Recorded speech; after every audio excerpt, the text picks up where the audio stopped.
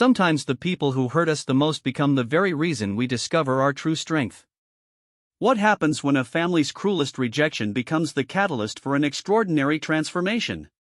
When mockery turns into respect, and when the weak little girl they threw away returns as someone they never saw coming? This is the true story of Sarah Chen, a young woman whose own family turned their backs on her when she needed them most. They called her worthless, told her she'd never amount to anything, and literally kicked her out of their lives. But what they didn't know was that their rejection would forge her into something extraordinary, something that would leave them speechless and force an entire community to question everything they thought they knew about strength, courage, and what it really means to serve your country. Sometimes the greatest victories come from the deepest wounds. Sometimes the people who believe in us least become the very fuel that powers our greatest achievements. And sometimes, just sometimes, the truth is so powerful that it can heal even the deepest family fractures. This is one of those stories. Sarah Chen had always been different from the rest of her family, and they never let her forget it. While her older brothers Mark and David excelled in sports and academics, Sarah struggled with dyslexia that made reading a daily battle. While her parents bragged about their son's achievements at family gatherings, Sarah sat quietly in corners, invisible and unwanted. The Chen family lived in a modest two-story house in suburban Ohio, where success was measured in trophies, report cards, and social status. Sarah's father, Robert Chen, owned a small accounting firm and believed firmly that weakness had no place in his household. Her mother, Linda, spent her days managing the household and ensuring that everything appeared perfect to their neighbors and friends. From an early age, Sarah learned that her struggles with learning were seen as embarrassments rather than challenges to overcome.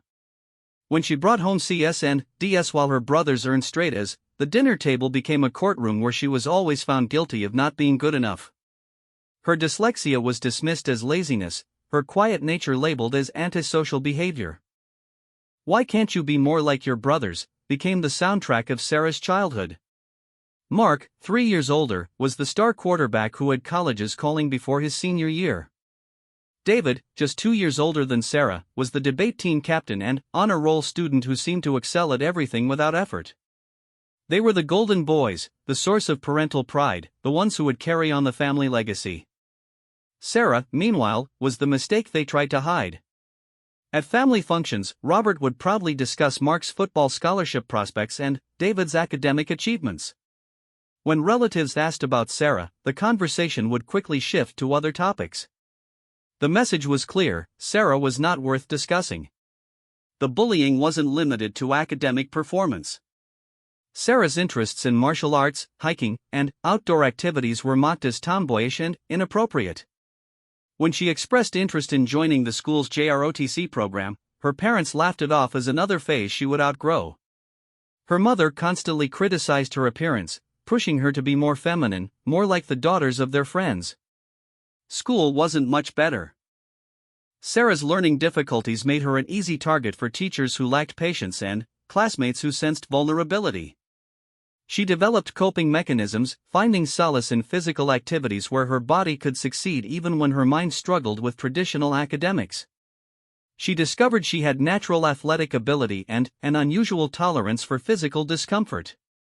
The first real crack in the family foundation came during Sarah's junior year of high school. Mark had graduated and was playing football at Ohio State University, bringing glory to the Chen name. David was preparing for early admission to prestigious universities.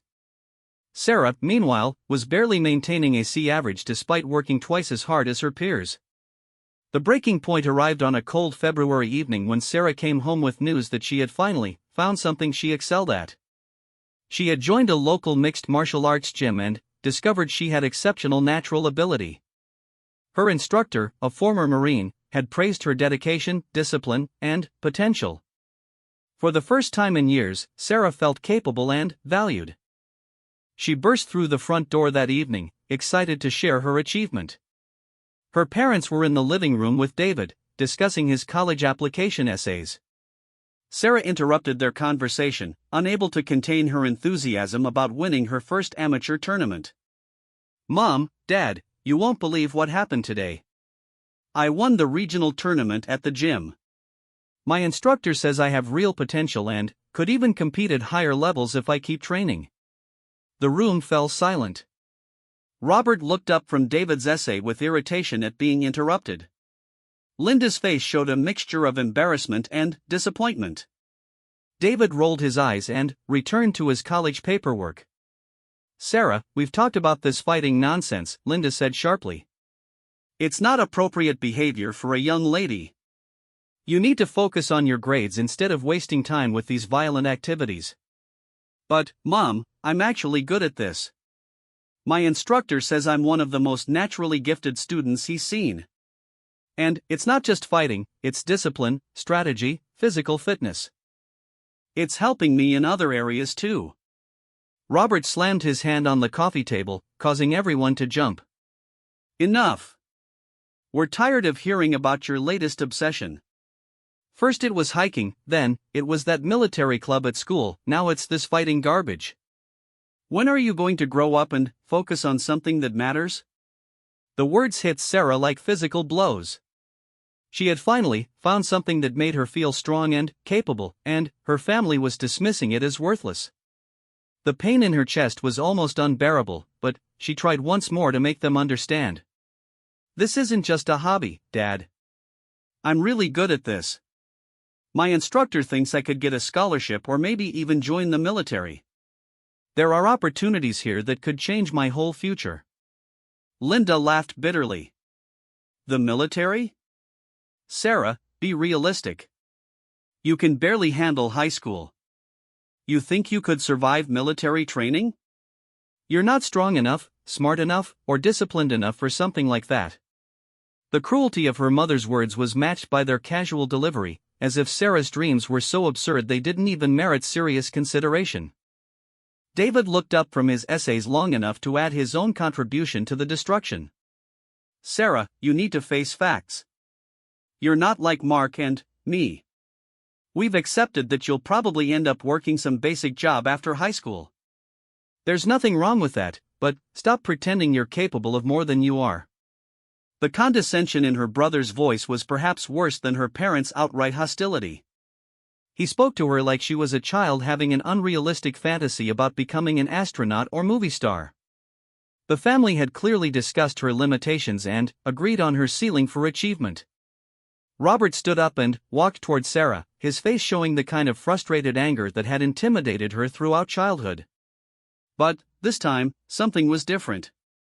Sarah had been training for months, building not just physical strength but mental resilience. She stood her ground instead of cowering. "Let me make something very clear," Robert said, his voice low and threatening.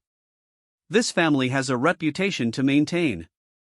Mark is excelling in college, David is heading to law school, and we won't have you embarrassing us with these ridiculous fantasies about fighting and military service. You need to accept your place and stop causing problems." The phrase "accept your place" echoed in Sarah's mind. Her place, according to her family, was to be invisible, unsuccessful, and grateful for whatever scraps of attention they occasionally threw her way. She was supposed to be the family disappointment, the cautionary tale, the one who proved how exceptional her brothers truly were. Something inside Sarah hardened that night. The pain of rejection transformed into something else entirely, a cold determination that her family would never see coming. She had spent 17 years trying to earn their love and approval, constantly failing to meet their impossible standards. But their complete dismissal of her first real achievement showed her something crucial: they would never believe in her because they needed her to fail. The family needed Sarah to be weak so they could feel strong. They needed her to fail so they could feel successful. They needed her to stay small so they could feel important. And that realization freed her from the desperate need for their approval. Over the following weeks, Sarah continued training at the gym while maintaining a facade of compliance at home.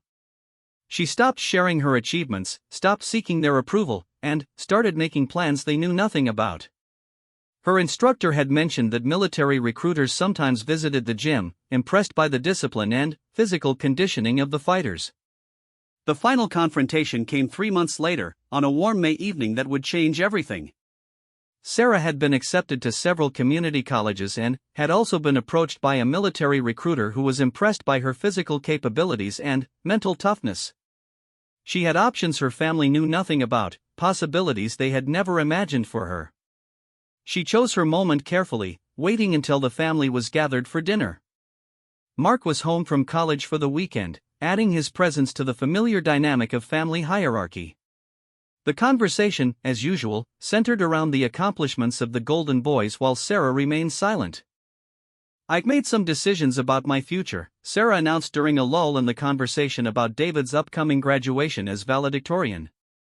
Her father looked annoyed at being interrupted. "Sarah, whatever community college you're thinking about, just make sure it's affordable. We've invested heavily in your brother's educations, and they'll actually use their degrees for something meaningful." The casual cruelty was so typical that Sarah almost smiled. They had just confirmed everything she needed to know about how they viewed her potential and worth. It made what she was about to do so much easier. "Actually, I won't be needing your money for college. I've enlisted in the United States Navy." The silence that followed was deafening. Linda dropped her fork, the clatter against the plate seeming impossibly loud. Robert's face went through several color changes as he processed what she had said. Mark and David stared at her as if she had announced she was joining the circus. "You did what?" Robert's voice was barely controlled. "I enlisted in the Navy. I leave for boot camp in 6 weeks. I've already signed the papers and taken the oath." The explosion was immediate and devastating. Linda began crying, not from sadness but from shame about what the neighbors would think. Robert shouted about how she had humiliated the family and destroyed her future. Mark called her an idiot who would never survive military training. David simply shook his head in disgust at her latest attention-seeking behavior. But Sarah felt calm for the first time in years. She had expected their reaction, had prepared for it, and was ready with her response. When the initial shock wore off and they began trying to convince her to back out of her commitment, she delivered the words she had been rehearsing for weeks. "This isn't a discussion or a request for permission. I'm 18 years old, I've made my decision, and it's final. I'm done trying to earn approval from people who will never see me as anything more than an embarrassment." The honesty of her statement seemed to surprise them more than the enlistment itself. Robert recovered first, his voice taking on the cold, dismissive tone she knew so well. "Fine. If you want to throw your life away playing soldier, that's your choice. But don't come crying to us when you wash out and need us to clean up your mess. And don't expect us to support this ridiculous decision." Linda looked up from her tears with an expression of wounded pride. "How could you do this to us? What will people think? What will I tell the neighbors, our friends, your cousins? This is so embarrassing." The fact that her mother's primary concern was social embarrassment rather than Sarah's well-being or safety confirmed everything Sarah had realized about her family's priorities. She was not a daughter to be loved and supported, she was a reflection of their status and reputation. Mark, ever the athlete and competitor, delivered what he thought would be the killing blow. "Sarah, you're going to get destroyed in boot camp. You're not tough enough, you're not smart enough, and you're definitely not strong enough. The military eats people like you alive." David nodded in agreement, adding his own assessment. "This is just another one of your phases, except this time you've legally committed to it. You'll probably get kicked out within the first month for failure to adapt or academic deficiency." Their complete certainty that she would fail was both crushing and liberating. Crushing because their lack of faith in her was so absolute and casually expressed. Liberating because it freed her from any remaining obligation to seek their approval or maintain their relationship. Sarah stood up from the dinner table, looking at each member of her family with new eyes. These people, who were supposed to love and support her unconditionally, had just expressed their complete confidence in her failure at something she had chosen for herself. They weren't just unsupportive, they were actively hoping she would fail so they could be proven right about her limitations. "I want you all to remember this conversation," Sarah said quietly. "I want you to remember exactly what you said to me tonight, how certain you were that I would fail, how little faith you had in my ability to succeed at anything meaningful." She paused, letting her words sink in before continuing. "Because someday, when you see what I've become and what I've accomplished, I want you to remember that you chose to tear me down instead of build me up. You chose to predict my failure instead of supporting my dreams. You chose to make me feel small instead of helping me believe in myself. Robert's face was red with anger. Don't you dare lecture us about support. We've fed you, clothed you, and put up with your nonsense for 18 years. If you want to be ungrateful and throw away every opportunity we've given you, that's your choice. The irony of his words was staggering. What opportunities had they given her? The opportunity to feel inadequate? The chance to be constantly compared unfavorably to her brothers? The privilege of being treated like a burden and disappointment? Sarah gathered her composure and delivered her final statement to the family that had raised her but never truly accepted her. I'm leaving in the morning to stay with my instructor until I ship out for boot camp. I won't be coming back here. When I succeed, and I will succeed, you'll hear about it. But by then, it will be too late for you to claim any part of that success or try to repair what you've broken tonight. She turned to walk away, but Linda's voice stopped her. Sarah, you're being dramatic. You'll always be our daughter, and this will always be your home. We just want what's best for you, and we don't think the military is the right path. Sarah turned back one final time, seeing her mother's tears and her father's anger and her brother's certainty that she was making a mistake. For a moment, she felt the old familiar tug of wanting to apologize, to back down, to seek their approval even after everything they had said. But then, she remembered the feeling of winning her first tournament, the respect in her instructor's voice when he talked about her potential, and the pride she had felt in achieving something difficult. Those feelings belonged to her, not to them, and they were more valuable than anything her family had ever given her. What's best for me is to be around people who believe in my potential instead of people who are invested in my failure. What's best for me is to prove to myself that I'm capable of more than you think I am. And what's best for me is to stop wasting time trying to earn love from people who have already decided I'm not worth it. The pain in her mother's eyes was real, but so was the pain Sarah had carried for years. The difference was that Sarah's pain had taught her strength, while her family's pain only taught them how to inflict it on others. Sarah walked upstairs to pack her belongings, leaving behind the family that had never truly seen her potential. She had no way of knowing that in just a few years, she would return to this same house under circumstances that would shock them all and force them to confront every assumption they had made about her capabilities. But, that night, she was just a young woman with a duffel bag and a determination to prove that their lack of faith in her would become the foundation of her greatest achievements. The girl they had dismissed as weak and worthless was about to begin a transformation that would challenge everything they thought they knew about strength, courage, and the true meaning of family. 6 weeks later, Sarah stepped off the bus at Naval Station Great Lakes in Illinois, surrounded by dozens of other young men and women who had made the same life-changing decision. The humid August air hit her face as she grabbed her single duffel bag and prepared for the most challenging experience of her life. Boot camp was everything her family had predicted it would be and nothing like what she had expected. The physical demands were intense but manageable thanks to her martial arts training. The mental challenges were brutal but familiar to someone who had learned to push through academic struggles. What caught her off guard was the emotional component, the systematic breaking down of individual identity to rebuild recruits as part of something larger than themselves. Recruit Division Commander Petty Officer First Class Maria Rodriguez was a compact woman with laser-sharp eyes and a voice that could cut through steel. She had served 3 deployments in Afghanistan and had no patience for weakness or excuses. From the moment the recruits stepped off the bus, RDC Rodriguez made it clear that everything they thought they knew about themselves was about to be challenged. You are no longer individuals with personal problems and family drama, Rodriguez announced during their first formation. You are United States Navy recruits, and your only job is to prove you deserve to wear the uniform. Some of you will succeed. Many of you will fail. The difference will be determined by your willingness to push beyond what you think you're capable of.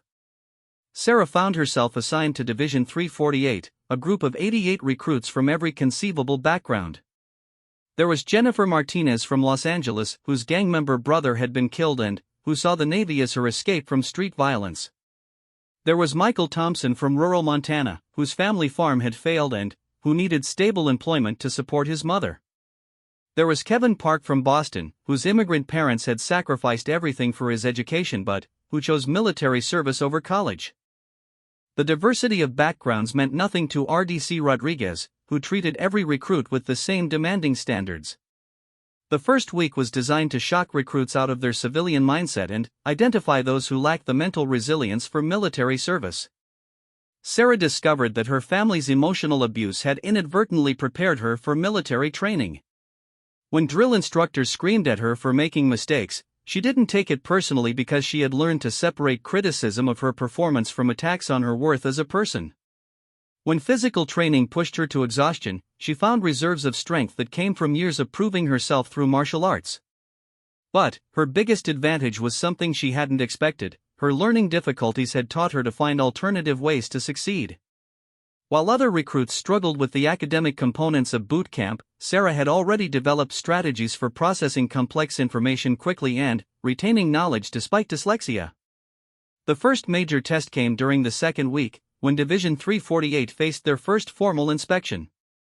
Every detail had to be perfect: uniforms pressed precisely, equipment arranged exactly according to specifications, personal spaces organized to military standards. The night before inspection, the entire division worked until 2 a.m. preparing for evaluation. Sarah had always been naturally organized, a skill developed from years of creating systems to manage her learning challenges. She finished her own preparation quickly and noticed several recruits struggling with the complex requirements. Without being asked, she began helping others understand the standards and organize their equipment. Jennifer Martinez was having a breakdown. Her civilian clothes weren't fitting properly into the required storage configuration, and she was becoming increasingly frustrated and emotional.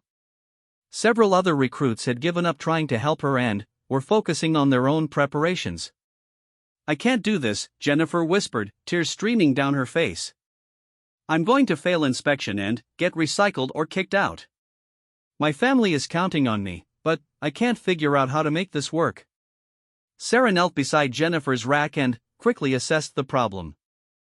The storage requirements were specific but logical once you understood the underlying system.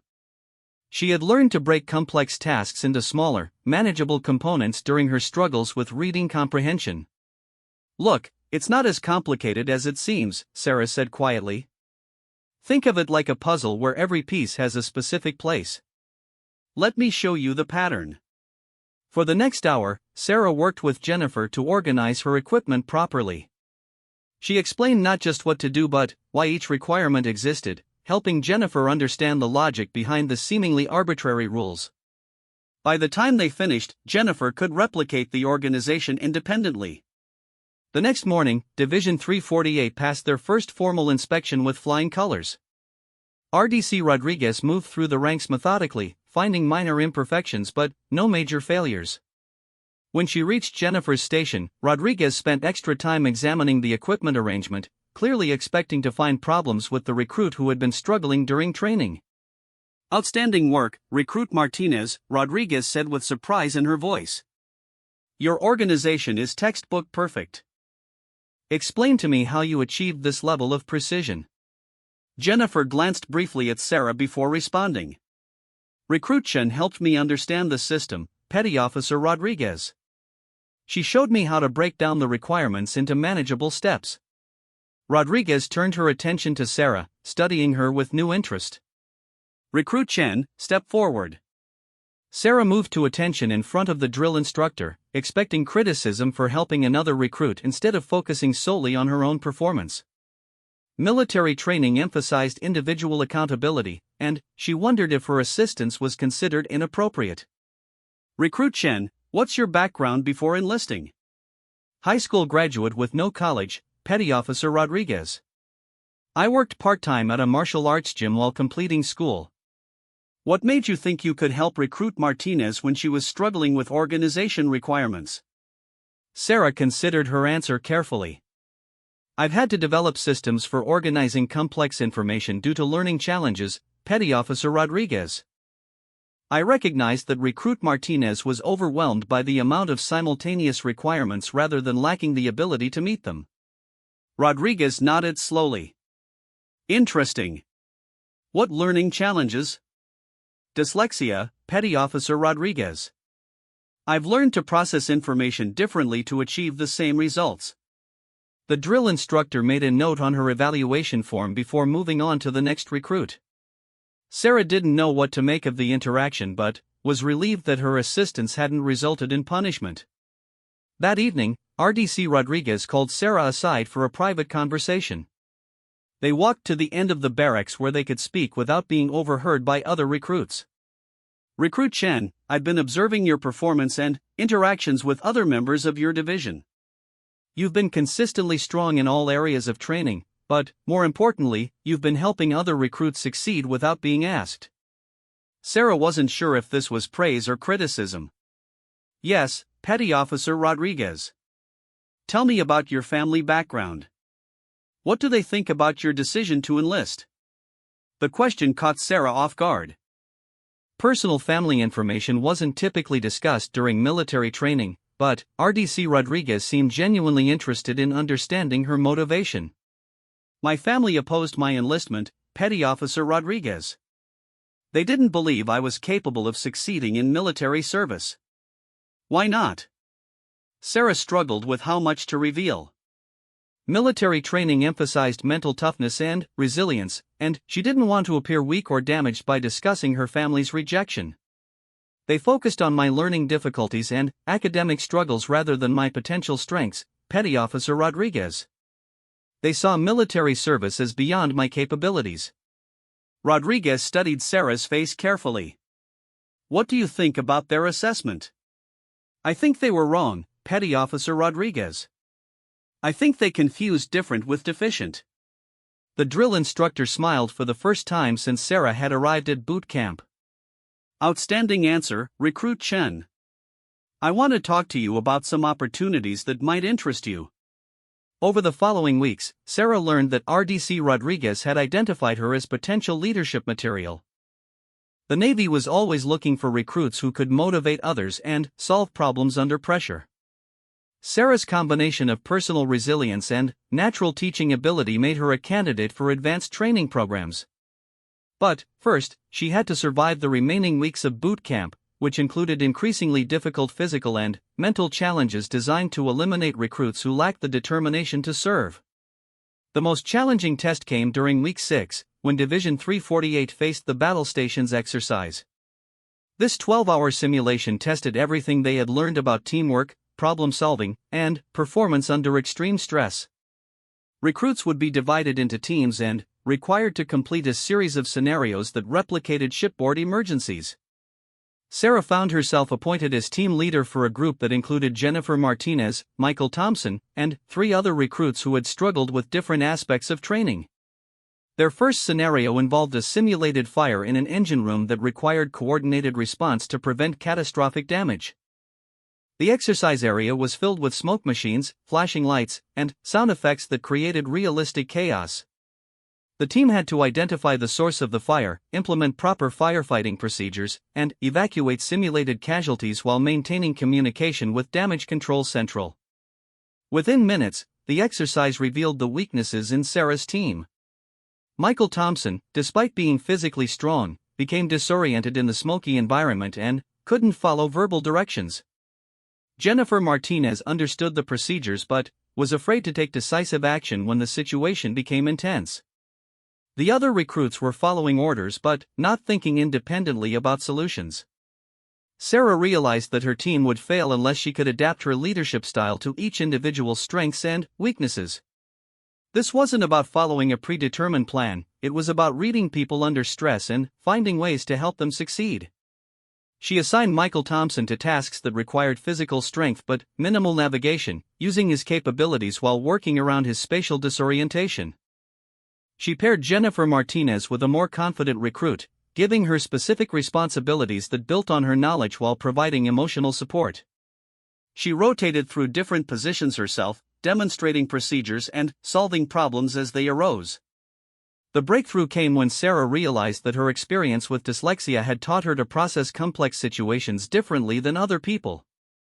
While her teammates were getting overwhelmed by simultaneous sensory input, she had learned to filter information and focus on essential elements.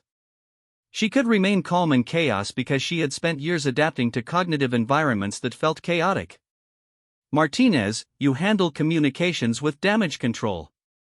Thompson, you're on the fire hose with Rodriguez providing backup. Jenkins and Williams, your casualty evacuation. I'll coordinate and troubleshoot problems as they come up. But the real test came when their exercise scenario suddenly escalated.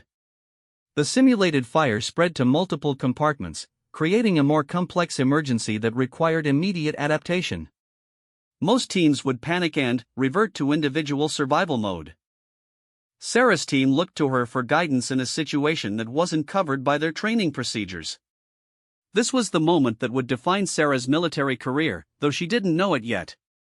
She had to choose between playing it safe and trying something innovative that could either save her team or result in complete failure. Sarah made a decision that surprised everyone, including herself. Instead of trying to fight the expanded fire with traditional methods, she divided her team to create a containment strategy while simultaneously focusing on casualty evacuation. This approach required her teammates to work independently while maintaining coordination, exactly the kind of distributed leadership that the Navy valued in complex operations. Martinez maintained damage control communications but also coordinate casualty movement through Compartment 3. Thompson and Rodriguez established primary fire suppression in Compartment 1 while Jenkins and Williams handled Compartment 2 evacuation.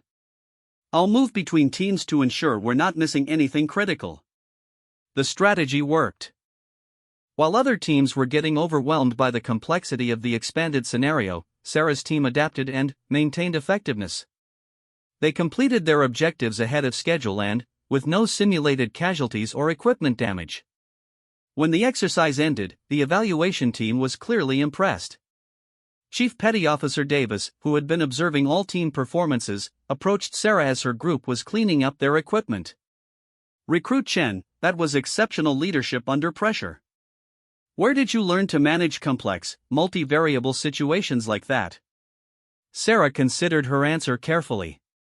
Chief, I think my learning challenges taught me to approach problems differently. When traditional methods don't work for you, you have to find alternative approaches that might actually be more effective. Chief Davis made extensive notes on his evaluation form. Have you considered advanced military training programs after boot camp? I haven't thought that far ahead, Chief. I'm focused on graduating and proving I can succeed at basic military service. Well, start thinking about it. The Navy needs people who can lead under pressure and adapt to unexpected situations. Your performance today suggests you have natural abilities that could be developed further. That conversation planted the first seed of an idea that would transform Sarah's military career. But she didn't have time to process its implications because Division 348 still had 2 weeks of training left, including final examinations that would determine who graduated and who was recycled or discharged. The academic testing was particularly stressful for Sarah because it involved exactly the kind of standardized assessment that had always been challenging due to her dyslexia. Military knowledge, regulations, procedures, and technical information had to be demonstrated through written examinations that assumed traditional learning and processing capabilities. Sarah had developed extensive accommodations and strategies over the years, but military testing didn't allow for individual modifications. She would have to succeed using the same methods as every other recruit, regardless of her learning differences. The night before final examinations, Sarah found herself studying with Jennifer Martinez and several other recruits who were nervous about the academic requirements. Jennifer was strong in practical applications but struggled with memorizing complex regulatory information. I understand how to do everything we've learned, Jennifer said with frustration. But these written tests don't measure what I actually know. They measure how well I can take tests. Sarah understood the feeling perfectly. What specific parts are giving you the most trouble? The naval history and traditions section. There are so many dates, names, and events that I can't keep them straight. I know why these things are important, but I can't memorize all the details. Sarah had learned to handle exactly this type of challenge by creating narrative structures that connected facts to memorable stories. Information became easier to retain when it was part of a logical sequence rather than isolated data points. Let me show you a different approach, Sarah offered. Instead of trying to memorize individual facts, we can create stories that connect everything together. For the next several hours, Sarah worked with Jennifer and the other recruits to transform the academic material into interconnected narratives. Naval history became a story of technological development and strategic evolution. Military regulations became logical systems designed to solve specific problems. Technical procedures became step-by-step processes with clear reasoning behind each requirement. The approach worked for everyone involved. When final examination results were posted the next week, Division 348 had one of the highest academic performance rates of their training cycle. More importantly for Sarah, she had scored in the top 10% despite her learning challenges. RDC Rodriguez called Sarah aside once again as graduation preparations began. "Recruit Chen, your final evaluations are exceptional across all categories. You've demonstrated leadership potential, academic excellence, and the ability to help other service members succeed. I want to recommend you for advanced training programs that would accelerate your career development." Sarah felt a surge of pride and accomplishment that was entirely different from anything she had experienced with her family. This recognition was based on demonstrated performance rather than arbitrary comparisons to other people's achievements. "What kind of advanced training, Petty Officer Rodriguez?" "There are several possibilities, but I think you should consider special operations preparatory programs. Your combination of physical capability, mental resilience, and leadership skills makes you a strong candidate for advanced military specialties."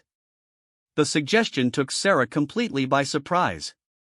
Special operations were the elite units that handled the most challenging and dangerous missions. Her family had said she wasn't strong enough for basic military service, and now she was being recommended for the most demanding training the Navy offered. "Do you really think I'm capable of that level of training?" RDC Rodriguez looked at her with the same serious expression she had worn throughout boot camp. "Recruit Chen, I've been a drill instructor for 6 years and have trained over 2,000 sailors. I can count on one hand the recruits who have shown your combination of natural ability and developed skills. The question isn't whether you're capable. The question is whether you're willing to push yourself even further than you already have." That evening, Sarah sat in her rack thinking about the path that had brought her to this moment. 8 weeks earlier, her family had been certain she would fail basic military training. They had expected her to wash out within the first month and return home defeated and embarrassed. Instead, she was graduating in the top 5% of her division and being recommended for elite training programs. She had discovered capabilities she never knew she possessed and earned respect from people whose opinions actually mattered. But, more importantly, she had learned something fundamental about herself: she was not the weak, incapable person her family had convinced her she was. She was someone who could succeed in the most demanding environments when given the opportunity to prove herself. As Division 348 prepared for graduation ceremony the next day, Sarah made a decision that would define the rest of her military career. She would accept the recommendation for special operations training and push herself to see just how far her capabilities could take her. Her family thought they had seen the worst she could do by enlisting in the military. They had no idea that their rejected daughter was about to begin training that would transform her into someone they could never have imagined. The graduation ceremony was everything Sarah had hoped it would be. She stood in formation wearing her dress blue uniform, surrounded by the men and women who had become her first real family. When her name was called to receive recognition for academic and leadership excellence, she felt a sense of belonging and accomplishment that her biological family had never provided. After the ceremony, recruits were given a few hours to call family members and share their achievement. Sarah watched her fellow graduates excitedly talking to parents and siblings who were proud of their success and eager to hear about their military experiences. Sarah had no one to call. Her family had made it clear that they were not interested in her military career and expected her to fail. She felt a momentary pang of sadness about their absence, but it was overshadowed by excitement about her future possibilities. Instead of dwelling on what she didn't have, Sarah used the time to call her martial arts instructor, who had been the first person to believe in her potential. "Sarah, I've been thinking about you for weeks. How was boot camp?" "It was incredible," Sarah said with genuine enthusiasm. "I not only graduated but finished near the top of my class.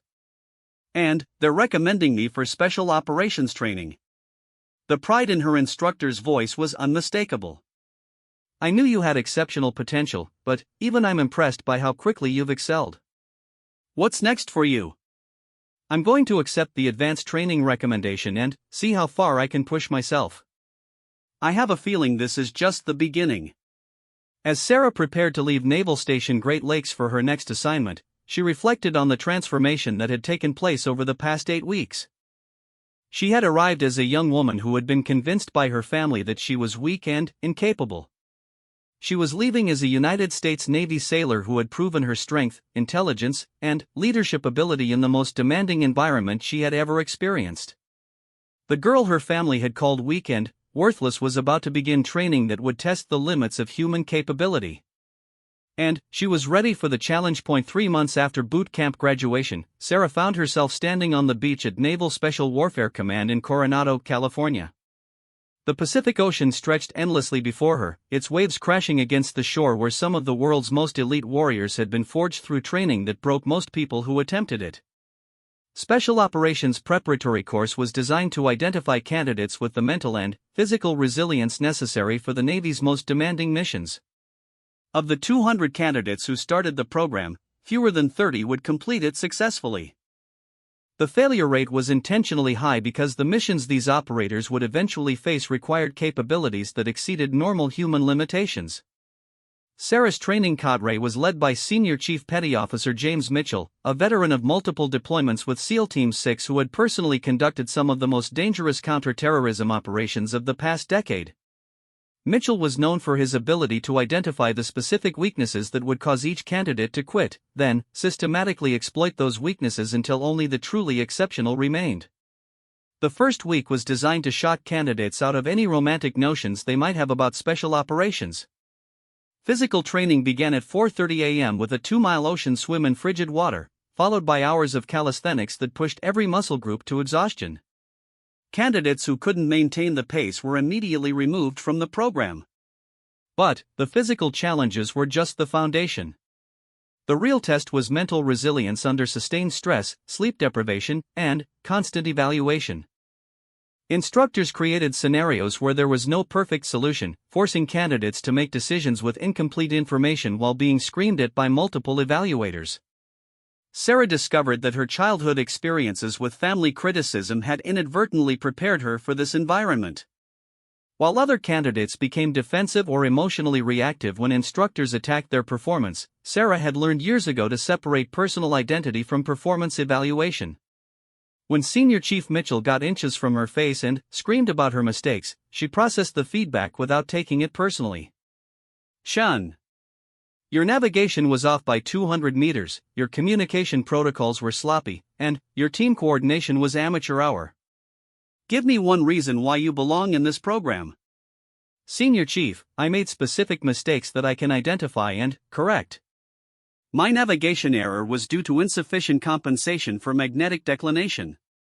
My communication was unclear because I was rushing through protocols instead of following them precisely. My team coordination suffered because I was focused on individual performance instead of collective success." Mitchell studied her face looking for signs of emotional breakdown or defensive anger. Most candidates either became flustered and made excuses or shut down completely when confronted with aggressive criticism. Sarah's clinical analysis of her own mistakes suggested a level of emotional regulation that was unusual for someone her age. "What makes you think you can correct these mistakes under pressure?" "Senior Chief, I've spent years learning to succeed despite initial failures. My learning challenges taught me that mistakes are information, not personal deficiencies. I can use this information to improve my performance." The training cadre was always looking for candidates who could maintain cognitive flexibility under stress. Many physically capable candidates failed because they couldn't adapt their thinking when initial approaches didn't work.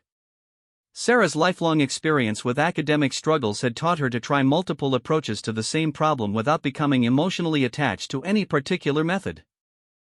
The real breakthrough came during week 4, when candidates faced their first major field exercise. Teams were dropped in the desert with minimal equipment and required to navigate 50 miles to an extraction point while avoiding enemy patrols and completing specific mission objectives along the route. Sarah was assigned to a team with Marcus Williams, a former Marine who was physically dominant but struggled with complex problem solving, and Rebecca Torres, a Navy intelligence specialist who was brilliant analytically but lacked experience with field operations. The team dynamics were challenging because each member had different strengths and communication styles. The mission began to unravel almost immediately when Williams insisted on taking the most direct route to their first objective, despite Torres' analysis suggesting that path would expose them to enemy observation.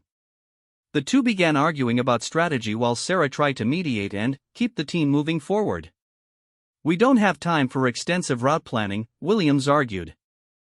"We need to move fast and use our physical advantages to overcome obstacles." "That's exactly the kind of thinking that gets people killed in real operations," Torres responded. "Intelligence gathering and careful planning are what separate professional operators from amateur adventurers." Sarah realized that both teammates were partially correct but were approaching the problem from incompatible perspectives. Williams was focused on execution and momentum, while Torres was emphasizing preparation and risk mitigation. A successful team needed both approaches integrated effectively. "Here's what we're going to do," Sarah interrupted. "Torres, give me your 3 best route options with risk assessments.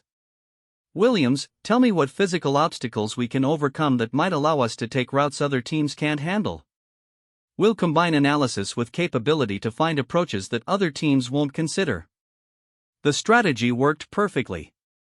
Torres' analytical skills identified potential paths that avoided obvious surveillance points, while Williams' physical capabilities allowed them to traverse terrain that would stop other teams. Sarah coordinated their different approaches and made real-time decisions about when to prioritize speed versus stealth. But the real test came when their team encountered an unexpected obstacle. The primary extraction point had been compromised by enemy activity, and they had to adapt their entire mission plan with no communication to headquarters and limited time before their pickup window closed. Most teams in this situation would either abort the mission or attempt to fight through to the original extraction point. Sarah's team had a third option because they had been integrating different problem-solving approaches throughout the exercise. "Torres, what alternative extraction sites are geographically feasible given our current position and remaining time?" "Williams, what natural terrain features could provide concealment for an alternative pickup?" "I'll work on communication protocols to contact our extraction team." The solution they developed was creative and effective. Instead of trying to reach a predetermined extraction point, they used terrain analysis to identify a location that would work for helicopter pickup while remaining invisible to enemy patrols. They established communication through a relay system that avoided detection while alerting their extraction team to the location change. When their helicopter arrived at the alternative extraction site, the pilot was surprised to find Sarah's team waiting calmly with all mission objectives completed and no compromise of their position. Most teams were either late to extraction or arrived having failed significant portions of their mission. Senior Chief Mitchell was waiting when they landed back at base. His expression was unreadable as he approached Sarah's team for debriefing. "Chen, explain your team's decision-making process during the final phase of the exercise." Sarah had learned that military debriefings required precise, factual analysis rather than emotional descriptions of experiences. "Senior Chief, when we discovered the primary extraction point was compromised, we assessed our available options based on time constraints, geographical possibilities, and communication capabilities. We determined that adapting the extraction plan was more likely to succeed than attempting to overcome enemy positions at the original site." "What gave you confidence that an unauthorized extraction location would be acceptable?" "Senior Chief, the mission objectives were clearly defined, but the methods for achieving them were left to team discretion. We prioritized mission success over strict adherence to predetermined plans." Mitchell made extensive notes before moving on to evaluate the other team members. Sarah didn't know what to make of his reaction, but she felt confident that her team had made the best decisions possible given the circumstances they faced. That evening, Senior Chief Mitchell called Sarah aside for a private conversation that would change the direction of her military career. Chen, I've been evaluating special operations candidates for 8 years, and I want to discuss your performance in this program. Sarah prepared herself for either praise or criticism, knowing that both were possible depending on aspects of her performance she might not have recognized. Your technical skills are solid and improving rapidly. Your physical conditioning is excellent and you handle stress well. But what makes you unusual is your ability to integrate different approaches to problem solving under pressure. Sarah wasn't sure how to respond, so she remained silent while Mitchell continued. Most candidates are either analytical or instinctive, either physically dominant or intellectually capable. Very few can switch between different modes of thinking based on what the situation requires. That's a rare capability that's extremely valuable in special operations. Thank you, Senior Chief. I'm not finished. I want to recommend you for an accelerated track that would prepare you for some of our most specialized units. This would mean additional training that's even more demanding than what you're currently experiencing.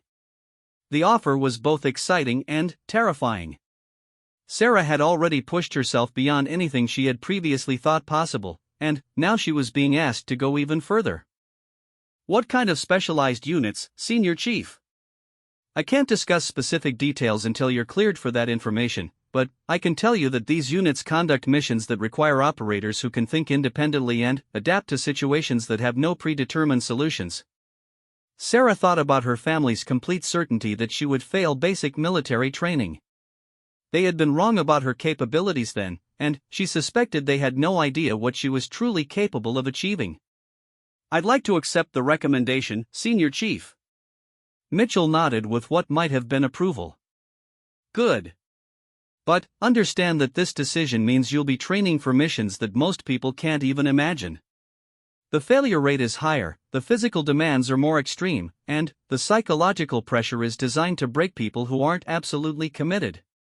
Over the following weeks, Sarah began specialized training that was unlike anything she had experienced. The physical conditioning was brutal, involving underwater operations, high-altitude training, and combat scenarios that tested the limits of human endurance. But the mental challenges were even more demanding. Candidates were placed in scenarios where they had to make split-second decisions with life-or-death consequences while processing complex information under extreme time pressure. They practiced infiltrating hostile territory, gathering intelligence, and conducting precision operations without any possibility of backup or extraction if things went wrong. Sarah discovered that her dyslexia, which had been such a limitation in traditional academic settings, was actually an advantage in this environment. Her brain processed visual and spatial information differently than most people, allowing her to recognize patterns and navigate complex environments in ways that gave her unique capabilities. During a night infiltration exercise, Sarah's team was tasked with penetrating a simulated enemy compound to gather intelligence without being detected. The exercise area was equipped with motion sensors, infrared cameras, and human guards trained to identify and capture infiltrators. Most teams attempted to avoid detection through careful timing and predetermined routes. Sarah realized that her different way of processing spatial information allowed her to see movement patterns that other candidates missed. She could identify gaps in surveillance coverage that existed between overlapping sensor fields. Torres, the sensor pattern creates a blind spot that moves in a predictable cycle. If we time our movement correctly, we can use that gap to reach the inner perimeter without triggering any alerts. I don't see what you're seeing, Chen. The sensors appear to provide complete coverage. Look at the timing intervals. The motion sensors reset every 30 seconds, and there's a 2-second window where the overlapping fields don't cover the eastern approach. It requires precise timing, but it's definitely possible. Williams was skeptical. That's a very narrow margin for error. If you're wrong about the timing, we'll be detected immediately. I'm confident about the pattern. My brain processes this kind of spatial information differently than most people. Trust me on this. Sarah's assessment proved correct. Her team successfully infiltrated the compound and completed their intelligence gathering mission without triggering a single alert. When the exercise ended, the evaluation team was impressed by their approach. Chen, how did you identify the sensor gap that other teams missed? The evaluator asked during debriefing. Ma'am, I think my learning differences allow me to process visual patterns in ways that reveal information other people don't notice. What looks like complete coverage to most people shows me temporal and spatial relationships that create opportunities. The evaluator made extensive notes about Sarah's unique capabilities. This information would eventually reach people who made decisions about the most classified operations in the military. But Sarah was focused on immediate challenges rather than future possibilities. The specialized training was pushing her to limits she hadn't known existed, and every day brought new tests of her physical and mental resilience. The culminating exercise for the program was a week-long mission that simulated real-world special operations. Teams were dropped in hostile territory with authentic intelligence objectives, enemy forces that would actually capture them if detected, and extraction windows that would not be extended regardless of circumstances. Sarah's final team included Rebecca Torres, who had become one of the top analytical candidates, and David Kim, a former Army Ranger who brought extensive combat experience. The team chemistry had developed over months of training, and they could communicate complex tactical information with minimal verbal communication. Their mission was to infiltrate an enemy facility, gather specific intelligence about weapons capabilities, and extract without leaving any evidence of their presence. The facility was defended by professional military contractors who had been told to treat the exercise as a real security scenario. The mission required everything Sarah had learned about leadership, problem-solving, and performance under pressure. But it also demanded capabilities that went beyond training: intuition, creativity, and the ability to adapt to situations that had no textbook solutions. The team spent 2 days conducting reconnaissance and developing their infiltration plan. The facility was more heavily defended than their intelligence had indicated, with additional security measures that would make traditional approaches extremely risky.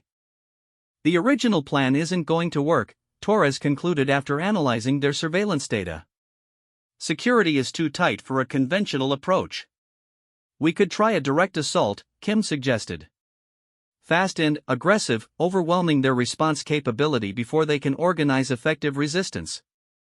Sarah studied the intelligence they had gathered, looking for alternatives that her teammates might not have considered. What if we don't try to avoid their security systems? What if we use them? What do you mean? Torres asked. Their security is designed to keep people out and respond to unauthorized intrusion. But every security system has authorized access protocols. What if we can make ourselves appear to be authorized rather than trying to sneak past their defenses? The idea was risky because it required them to convincingly impersonate facility personnel rather than simply avoiding detection. If their deception failed, they would be captured immediately with no possibility of escape. But Sarah's approach had psychological advantages that made it worth considering. Security personnel were trained to respond to infiltration attempts, not to question people who appeared to belong in the facility. The human element of security often assumed that anyone inside the perimeter had already been cleared by technical systems. The team spent another day gathering intelligence about facility operations and personnel patterns. They identified a maintenance shift change that would provide opportunity to insert themselves into the facility's routine operations without triggering suspicion. The infiltration itself was a masterpiece of preparation and execution. Sarah's team approached the facility during the maintenance shift change, wearing appropriate clothing and carrying equipment that made them appear to be legitimate facility workers. Their timing was perfect, and their behavior was so natural that security personnel assumed they belonged there. Once inside, they moved through the facility with confidence that came from detailed preparation and complete familiarity with their objectives. They gathered the required intelligence, planted monitoring devices according to their mission parameters, and prepared for extraction without having triggered any security alerts. But the real test came when their planned extraction route was compromised by unexpected security activity. Instead of aborting the mission or attempting to fight their way out, Sarah made a decision that demonstrated the kind of innovative thinking that special operations units valued most. "We're not leaving the way we came in," Sarah announced. "We're going to walk out the front gate with the maintenance shift." The audacity of the plan was staggering. Instead of trying to sneak out of the facility, they would leave openly as part of the normal facility operations. It required perfect timing and complete confidence in their cover identities, but it would also be completely unexpected by facility security. The plan worked flawlessly. Sarah's team walked out of the facility with the maintenance crew, carrying their equipment and behaving exactly like workers completing their shift. Security personnel who had been looking for infiltrators never suspected that the people they were searching for were leaving through the main gate. When the exercise ended and evaluation teams reviewed what had happened, they were astounded by the creativity and effectiveness of Sarah's approach. Most teams had either failed to complete their objectives or had succeeded through conventional methods that left evidence of their presence. Senior Chief Mitchell approached Sarah after the final debriefing with an expression she had never seen before. "Chen, I need to ask you about your long-term career intentions."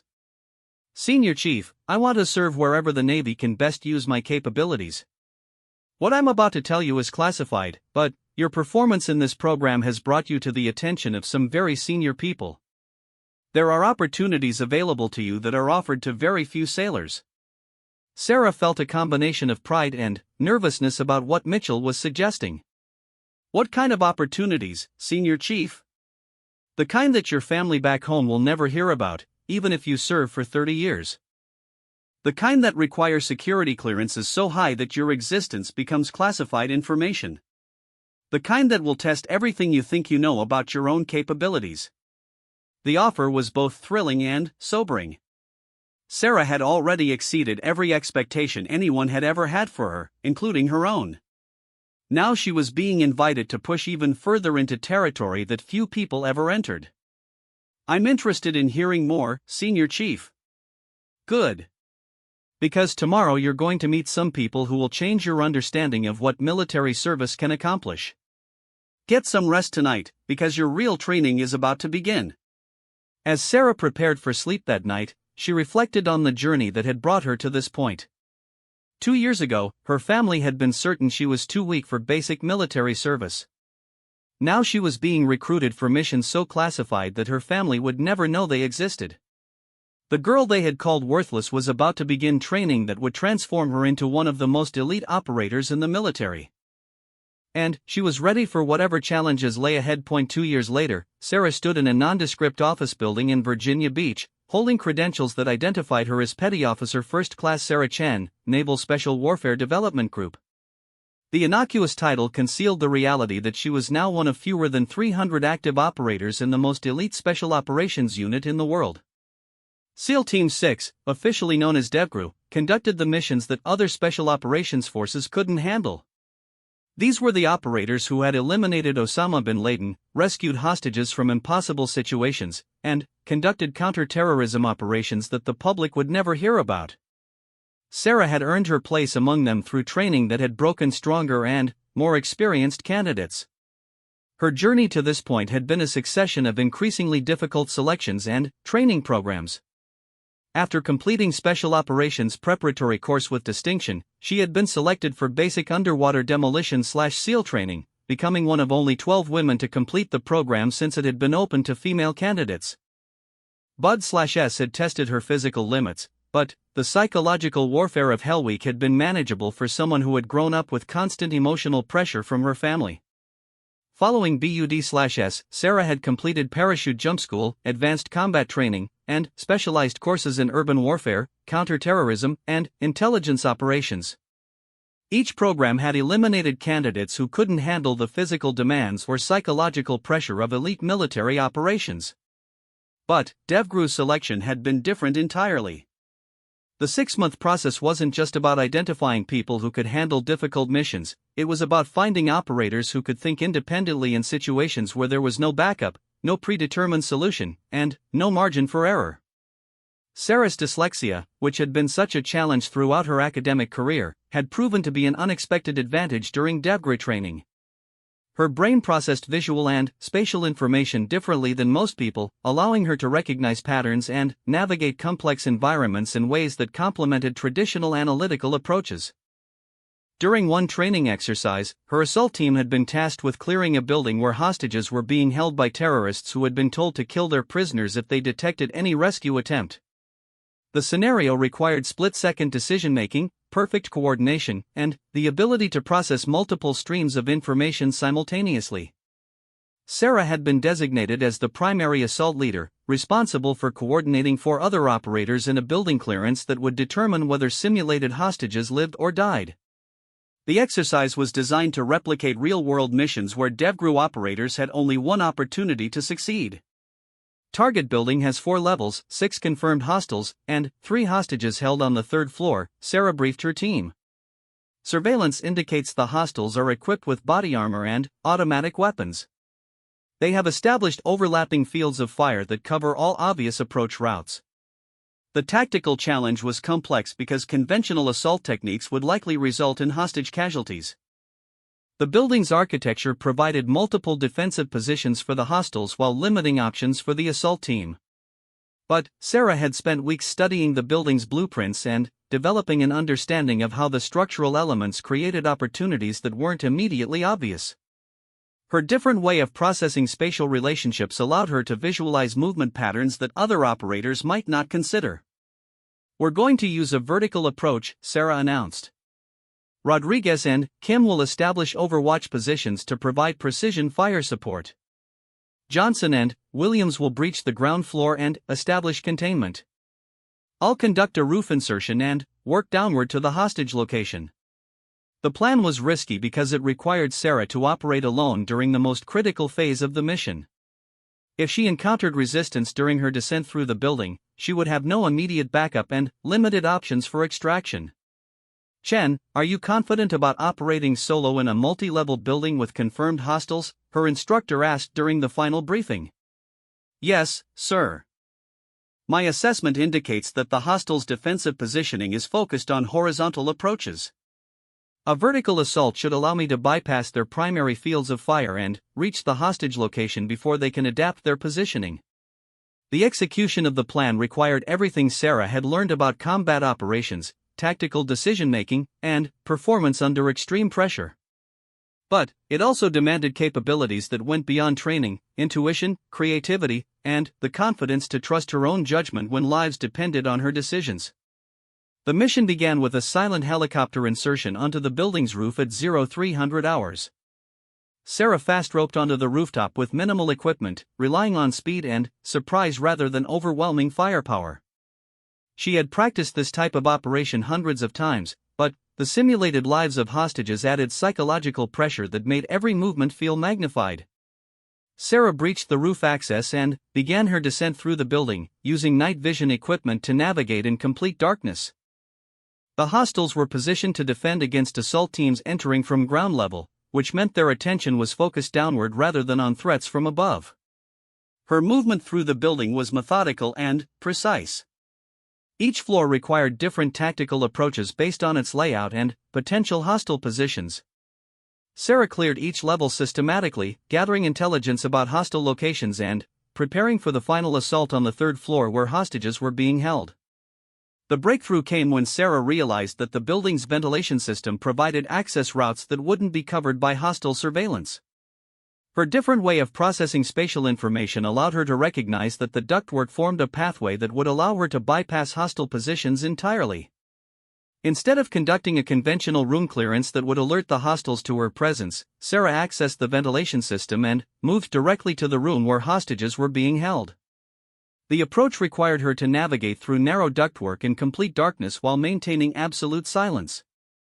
When she reached the hostage location, Sarah had positional advantages that allowed her to neutralize all 3 hostiles before they could react to her presence. The exercise ended with all hostages rescued and no casualties among the assault team. The debriefing after this exercise had been unlike anything Sarah had experienced during her military career. Instead of focusing on technical performance or adherence to procedures, the evaluation team wanted to understand her decision-making process and cognitive approach to complex tactical problems. "Chen, explain your reasoning for choosing a vertical approach when horizontal assault is standard doctrine for building clearance," the senior evaluator had asked.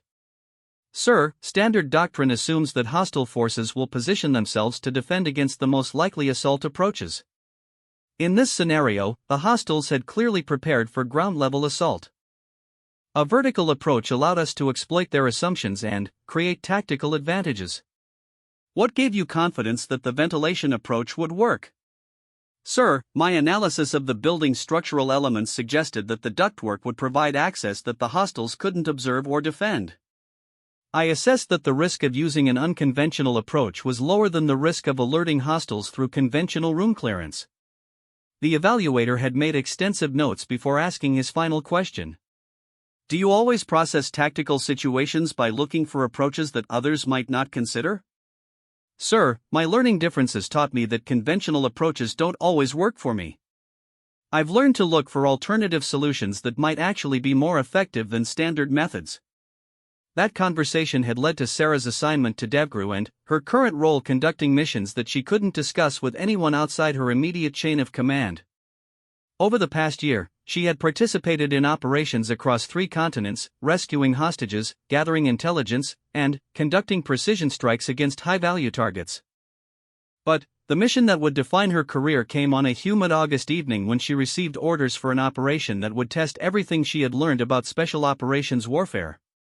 The briefing was conducted in a secure facility where even the location was classified information. This is Operation Silent Thunder, announced Captain James Morrison, her commanding officer. We have intelligence indicating that a terrorist cell has acquired chemical weapons and is planning an attack against civilian targets in Europe. Traditional law enforcement cannot handle this situation, and conventional military operations would be too obvious and too slow. Sarah studied the intelligence briefing materials, recognizing that this was exactly the type of mission that DevGru existed to handle. The terrorist cell was sophisticated, well-funded, and operating in an urban environment where collateral damage was unacceptable. The target is Ahmed Hassan, a chemical weapons specialist who has been developing weaponized compounds for terrorist organizations. He's currently operating from a facility in Eastern Europe that serves as both a laboratory and distribution center for chemical weapons. Captain Morrison continued the briefing with details that highlighted the complexity of the mission. Hassan was protected by experienced security personnel, operated from a facility that was heavily fortified, and had early warning systems that would allow him to destroy evidence and escape if he detected any threat. The mission parameters are non-negotiable, Morrison explained. Hassan must be captured alive so we can gather intelligence about other chemical weapons programs. The laboratory must be secured without damaging the chemical compounds, which are extremely dangerous if improperly handled. And the operation must be conducted without any evidence that American forces were involved. Sarah realized that this mission required capabilities that went far beyond conventional military operations. It demanded scientific knowledge to handle chemical weapons safely, linguistic skills to operate in a foreign environment, and tactical expertise to conduct a precision operation without backup or extraction support. Chen, you'll be the primary operator for this mission, Captain Morrison announced. Your combination of technical skills, linguistic capabilities, and tactical experience makes you our best option for this type of complex operation. The responsibility was both thrilling and terrifying. Sarah would be operating alone in hostile territory, conducting a mission where failure could result in chemical weapons attacks against civilian populations. Everything she had learned during her military career had prepared her for this moment. Over the following 2 weeks, Sarah prepared for Operation Silent Thunder with an intensity that exceeded anything she had previously experienced. She studied the target facility's architecture, memorized Hassan's daily routine, and developed contingency plans for dozens of potential complications. But the most challenging aspect of preparation was mastering the scientific knowledge necessary to handle chemical weapons safely. Sarah had to learn enough chemistry to identify different compounds, understand their properties, and neutralize them without triggering dangerous reactions. Her dyslexia made the academic preparation particularly difficult because chemical formulas and scientific notation didn't translate well to the visual and spatial learning methods she had developed. She had to create entirely new approaches to processing complex scientific information quickly and accurately. The breakthrough came when Sarah realized she could treat chemical compounds like tactical problems that required systematic analysis and solution.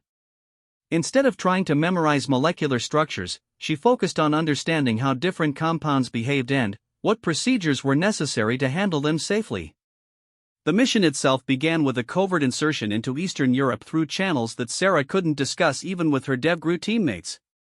She entered the target country using a carefully constructed cover identity that would allow her to operate without attracting official attention.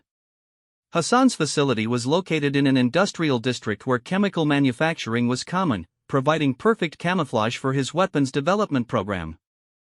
The building appeared to be a legitimate pharmaceutical laboratory, complete with proper licensing and regular inspections by local authorities. Sarah spent 3 days conducting surveillance and gathering intelligence about facility operations, security procedures, and Hassan's personal routine.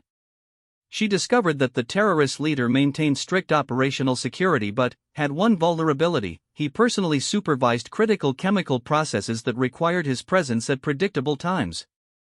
The infiltration required everything Sarah had learned about stealth operations and tactical movement.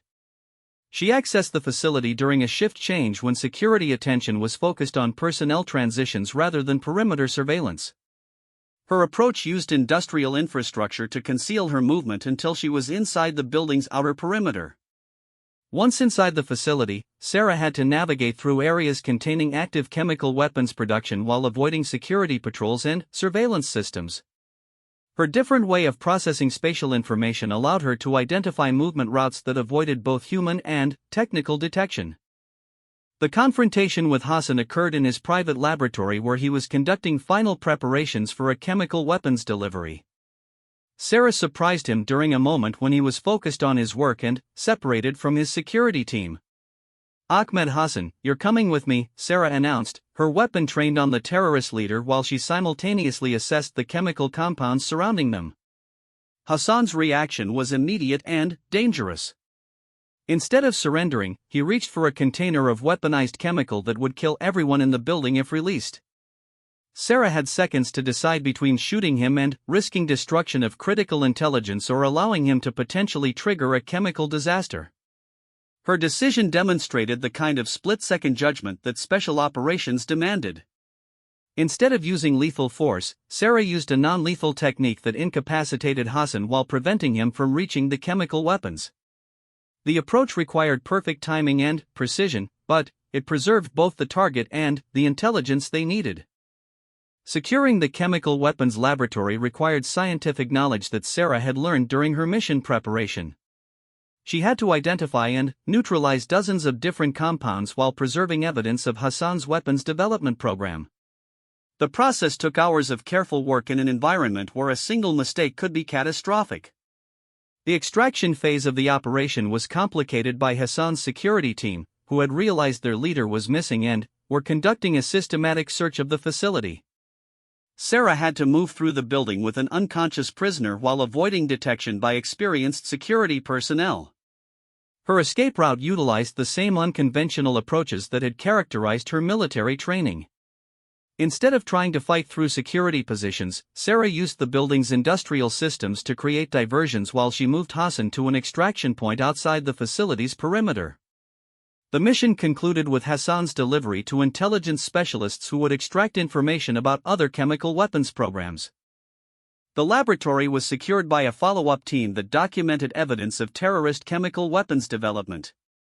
Operation Silent Thunder was considered one of the most successful counter-terrorism operations in DevGru history. During the post-mission debriefing, Captain Morrison summarized Sarah's performance in terms that would have amazed anyone who knew her background. "Chen, your execution of this mission was exceptional in every category. You demonstrated tactical skills, scientific knowledge, and operational judgment that exceeded our highest expectations. This is exactly the kind of capability that separates DevGru operators from conventional special operations forces." Sarah felt a deep sense of satisfaction that came from succeeding at something truly difficult and important. She had protected civilian lives, gathered critical intelligence, and demonstrated capabilities that few people possessed. But, more importantly, she had proven to herself that the limitations her family had tried to impose on her were completely false. The girl they had called weak and worthless had just completed a mission that required skills and courage they couldn't even imagine. Over the following months, Sarah participated in additional operations that further established her reputation as one of DevGru's most capable operators. She conducted hostage rescues, intelligence-gathering missions, and precision strikes that protected American interests around the world. Her unique combination of tactical skills, analytical capabilities, and unconventional problem-solving approaches made her valuable for missions that couldn't be handled through standard special operations procedures. Sarah had become exactly the kind of elite warrior that her family had been certain she could never become. But the most significant test of her career was still ahead.